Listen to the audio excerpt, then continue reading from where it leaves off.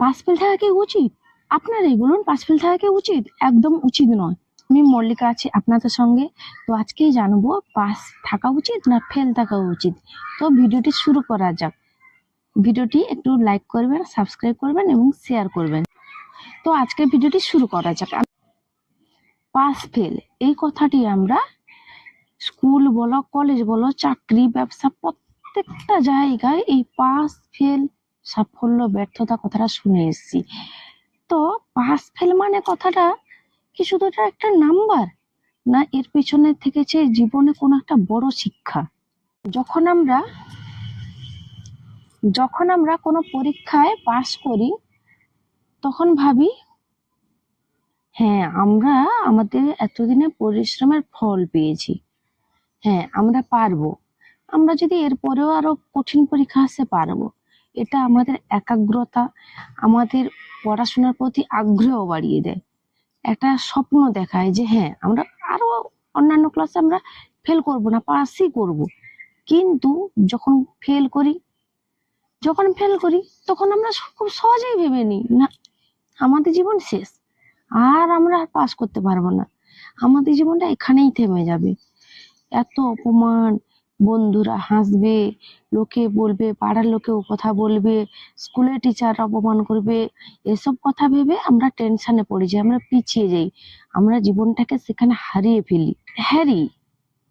বিজ্ঞানী হ্যারি উনি প্রথম বই আবিষ্কার করেছিলেন, প্রথমে কত প্রকাশনী ওনাকে ফিরিয়ে দিয়েছিলেন, কিন্তু দেখবে আছে শ্রেষ্ঠ প্রকাশনীর মধ্যে একজন। এডিসন 1000 বার বাল্ব তৈরি করতে চেষ্টা করেছিলেন, কিন্তু পারেনি, কিন্তু শেষে পেরেছে তো। আরে যত বড় বড় বিজ্ঞানী বলো, উদ্যোক্তা বলো, আর যারা সফল, নিজের পায়ে দাঁড়িয়েছে, যাদের নাম মানে গ্রিনিজ বুকে লেখা আছে, যাদের তৈরি করা জিনিস আমরা নিত্য প্রয়োজনীয় দিনে ব্যবহার করি, যাদেরকে আমরা সায়েন্টিস্ট মানি, মানে অনেক কিছু মানি, তারা কি প্রথমেই সব করে ফেলেছিল? না, তারা প্রত্যেকে বারবার ব্যর্থ হওয়ার পরেই চেষ্টা করে তারা সফল হয়েছে। তো যারা ফেল করেছে তাদেরকেও বারবার চেষ্টা করে তাদেরকে পাস করে তাদের জীবনে এগিয়ে যেতে হবে। এখন অনেক দেশে no pass no fail system কথা চালু করা হয়েছে ছোট ছোট ক্লাসের জন্য। কারণ এই ছোট বাচ্চাদের যাতে মানসিক চাপ কমে, সেজন্য সিস্টেমটা চালু করা হয়েছে। তার মানে এই নয় যেখানে পড়াশোনার গুরুত্ব কম। এবারে পরীক্ষার দ্বারা বোঝা যায় যে কে কতটা পড়াশোনা করছে, বা কে পড়ার প্রতি সিরিয়াস, কে কিভাবে উন্নতি করছে।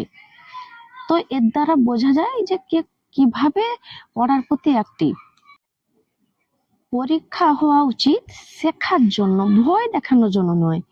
স্কুলের টিচার বলুন, মা বাবা বলুন, প্রাইভেট টিউটর বলুন, এদের বাচ্চাদেরকে বোঝাতে হবে যে তুমি ফেল করেছো আজকে, কাল চেষ্টা করো, তুমি অবশ্যই পারবে। ফেল করা মানে এখানে শেষ নয়, তোমাকে আরো চেষ্টা করে এগিয়ে যেতে হবে। কিন্তু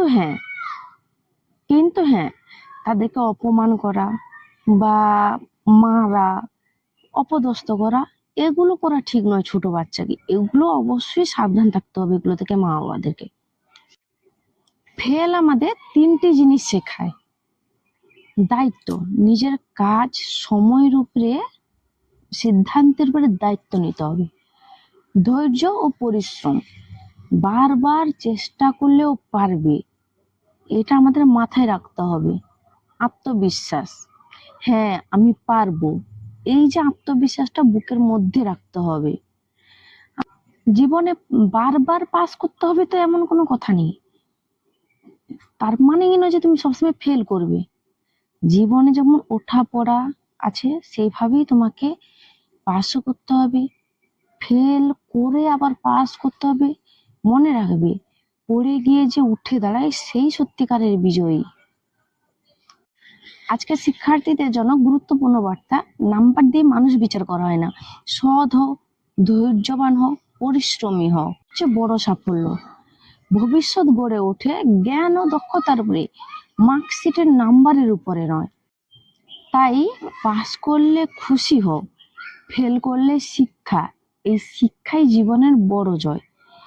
মনে রাখবে, ফেল করলে হতাশ হবে না, ওই হতাশ কাটিয়ে সামনে এগিয়ে যাও, দেখবে জীবনে একদিন অবশ্যই অবশ্যই তুমি সফল হবে, তুমিও একদিন পাস করবে, তুমিও একদিন দেশের মুখ উজ্জ্বল করতে পারবে।